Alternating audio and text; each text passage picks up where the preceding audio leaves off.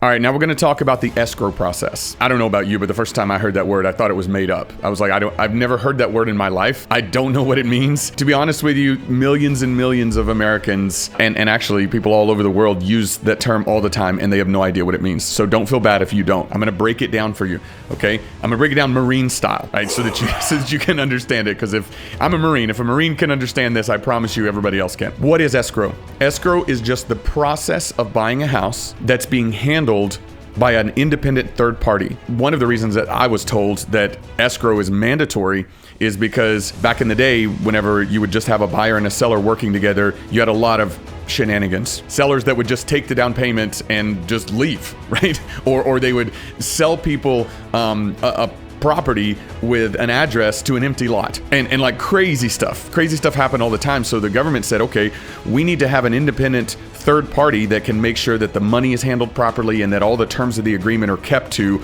and that nobody's screwing anybody over. And so they created the escrow process with escrow companies that will handle it. So what happens is you and I enter into an agreement. I'm selling a house, you're buying the house. You come to me and you look at it and you say, okay, $100,000 for this house.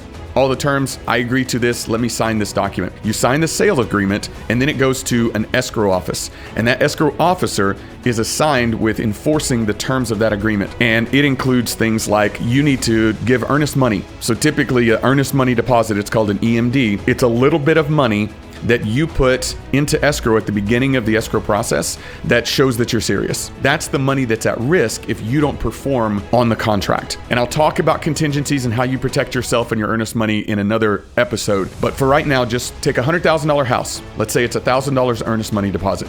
Within 3 days, typically, you need to give that escrow agent $1,000 that they will hold in escrow as a protection for you to perform on the contract. After that, you go through and you do your inspection, you do your appraisal, all that stuff. The escrow officer is who's kind of helping quarterback this along with the real estate agent to make sure all those things happen. Whenever you get toward the end of it, at some point, the down payment money, which is typically 10 or 20 or 30%, the down payment money needs to be transferred into escrow. And then at some point, all of the money for the purchase of the home needs to be transferred into escrow. The way it typically happens, the buyer, you, will send $1,000 into escrow. Then you do the inspection, you do the appraisal, all that kind of stuff. At some point, you will also be required to transfer the rest of the down payment into escrow. So let's say it's a 20% down payment.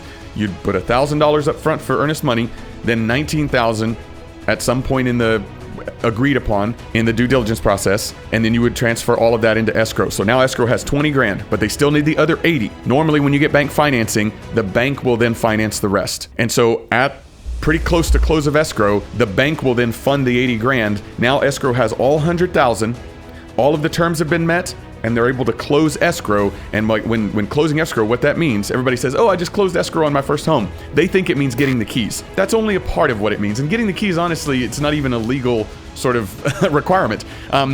Typically, what closing escrow means is the escrow officer will give the seller all the money. They will record the transfer of deed. So the new home ownership, they will record it in the buyer's name, and then they will record the mortgage from the bank. So all of those things are recorded in county. So it's there in county records that show the new buyer now owns this home. The seller is no longer on the deed, and now the bank has a loan, a mortgage on this property. And that's when you close escrow. So the escrow process itself can seem very confusing. And feel free to listen to this multiple times, because I know the first time through, it probably is like, what? Like, that's confusing. I don't know what Once you get used to it and you fully understand it, it's actually pretty simple. You just have to kind of take the time to learn what all the terms mean and learn what all the different moving parts are.